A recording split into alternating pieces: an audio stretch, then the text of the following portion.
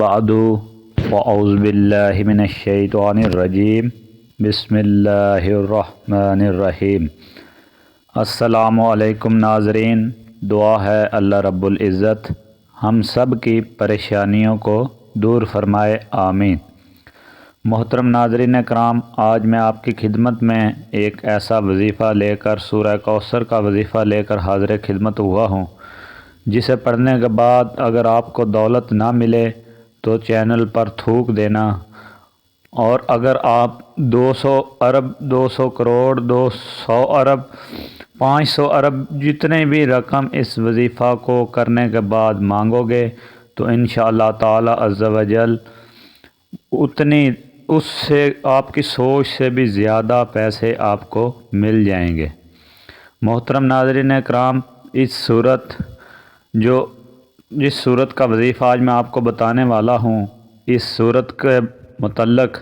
حضور پاک حضرت محمد صلی اللہ علیہ وآلہ وسلم نے فرمایا کہ سورہ کوثر عرش کے خزانوں میں سے،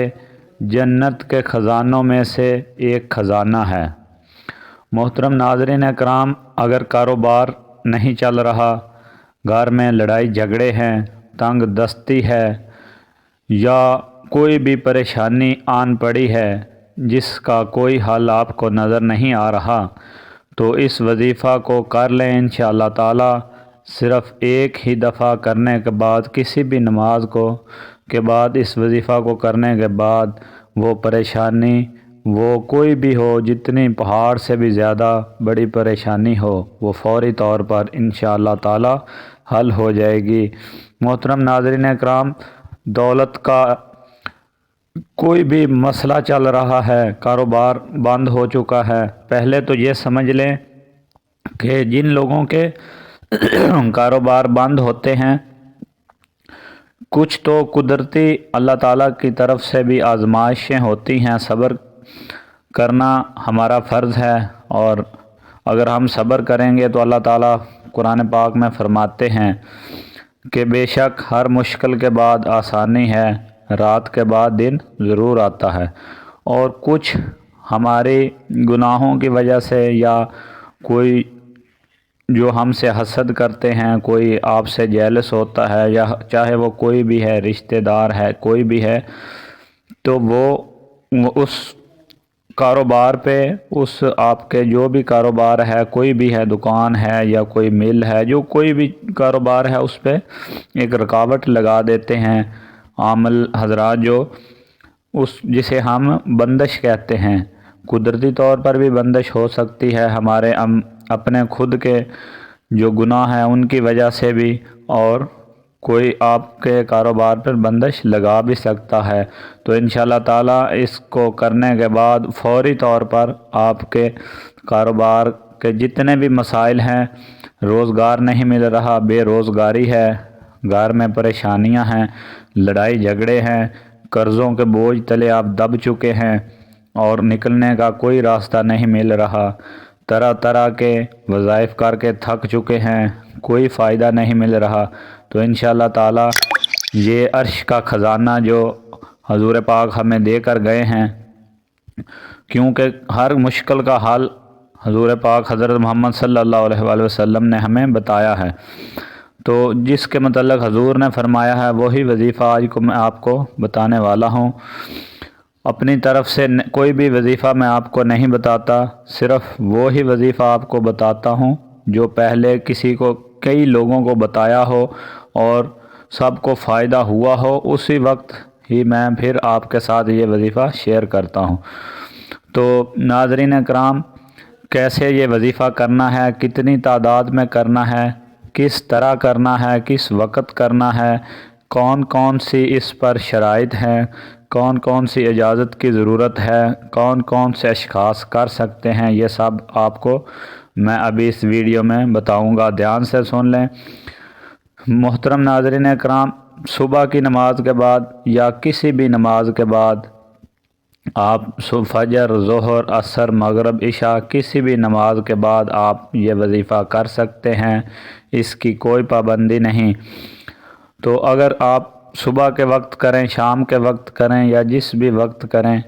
آپ مسجد میں بھی کر سکتے ہیں، گھر میں بھی کر سکتے ہیں۔ اگر ہماری کوئی مائیں بہنیں ہیں، انہیں کوئی پریشانی آن پڑی ہے، گھریلو پریشانی ہے یا سسرال میں یا کسی قسم کی بھی کوئی پریشانی ہے، تو وہ اس وظیفہ کو فوری طور پر کر لیں، انشاءاللہ تعالی 1 گھنٹے کے اندر اندر وہ پریشانی حل ہو جائے گی۔ تو خواتین جو ہیں وہ خاص ایام میں بھی اس وظیفہ کو کر سکتی ہیں، اس کی کوئی رکاوٹ نہیں ہے۔ جی، تو کرنا آپ نے کیا ہے، سورہ کوثر جو قرآن پاک کی سب سے چھوٹی سورت ہے،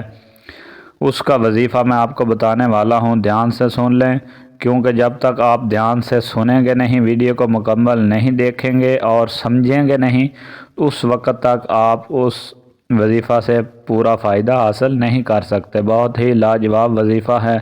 اگر اس کو آج آپ نے اگنور کر دیا تو ساری عمر پچھتاؤ گے۔ سب سے پہلے آپ نے کرنا کیا ہے، جس ٹائم بھی یہ وظیفہ کریں، کوئی پریشانی ہے تو اس کو دل میں رکھ لیں، بے روزگاری ہے یا کوئی بھی دولت کا مسئلہ ہے یا کاروبار کا مسئلہ ہے، کوئی بندش وغیرہ ہے یا آپ کی کوئی دماغی پریشانی ہے، ڈپریشن، کوئی بھی پریشانی ہے، اس کو دل میں رکھ کر، دماغ میں رکھ کر، اپنے خیال میں، تو آپ نے صرف 3 مرتبہ درود ابراہیمی جو نماز والا درود ہوتا ہے، جو آپ کو پڑھ کر میں سنا دیتا ہوں، اللہم صلی علی محمد وعلی آل محمد کما صلیت علی ابراہیم وعلی آل ابراہیم انک حمید مجید، اللہم بارک علی محمد وعلی آل محمد کما بارکت علی ابراہیم وعلی آل ابراہیم انک حمید مجید۔ جی، تو آپ اس درود کو 3 دفعہ پڑھ لیں، یا یہ بھی آپ کو یاد نہیں ہوتا تو صرف صلی اللہ علیہ وآلہ وسلم یا اللہم صلی علی محمد وعلی آل محمد،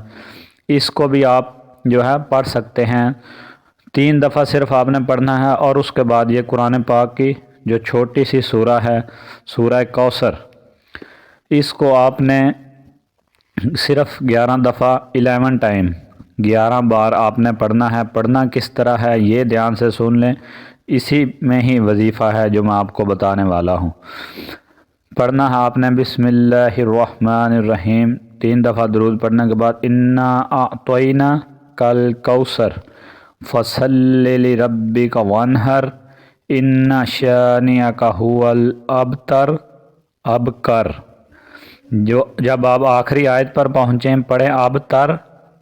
جیسا صورت مکمل ہو جاتی ہے، اس کے بعد آپ نے کہنا ہے ابکر، تو یہ آپ نے 11 دفعہ پڑھنا ہے۔ 1 دفعہ پھر سن لیں، انا اعطیناک الکوثر فصل لربک وانحر ان شانئک هو الابتر، ابکر،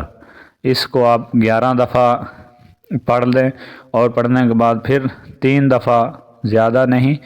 3 دفعہ آپ درود ابراہیمی یا کوئی بھی درود پڑھنا ہے۔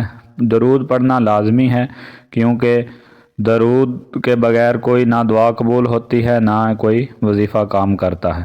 تو آپ نے جب یہ کر لیں، وظیفہ مکمل کر لیں، تو اسی جگہ پر بیٹھے ہوئے ہی آپ نے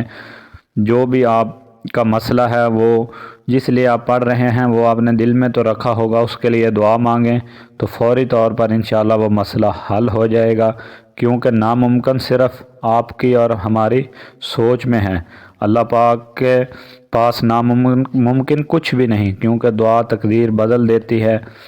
تو آپ جب اللہ تعالیٰ کو کسی بھی یہ وظیفے یا کسی اللہ کے صفاتی نام سے پکارتے ہیں تو اللہ پاک ہم پر رحم فرماتے ہیں۔ اور ایک چیز نوٹ کر لیں، جب بھی آپ کے پاس اس وظیفہ کو کرنے کے بعد دولت آئے یا کوئی بھی آپ ترقی کریں، کوئی پریشانی حل ہو، تو پوشیدہ طور پر صدقہ یا خیرات یا چھوٹے بچوں کو کوئی چیز، میٹھی چیز لے کر بانٹ دیں اور دعا کر لیں۔ دعا کرنے کے بعد جب آپ کوئی چیز دن کے وقت اگر یہ وظیفہ کریں تو شام تک کوئی چیز بانٹ دیں، تو انشاءاللہ تعالیٰ صدقہ دینے سے اللہ پاک آپ کی تمام مشکلیں جو ہے، آپ پر سختیاں ہیں، پریشانیاں ہیں، وہ ختم فرما دیتا ہے۔ تو اجازت اس کی ہے، سب کو مکمل اجازت ہے، صرف چھوٹی سی درخواست ہے، چینل کو سبسکرائب کر لیں اور ویڈیو کو لائک کر دیں تاکہ مزید اسی طرح کی آنے والی ویڈیو آپ تک بر وقت پہنچتی رہیں۔ میری طرف سے ویڈیو سننے والے ہر خاص و عام میرے بہن بھائی بزرگ جو بھی ہیں ان سب کو اجازت ہے۔ اللہ پاک آپ جس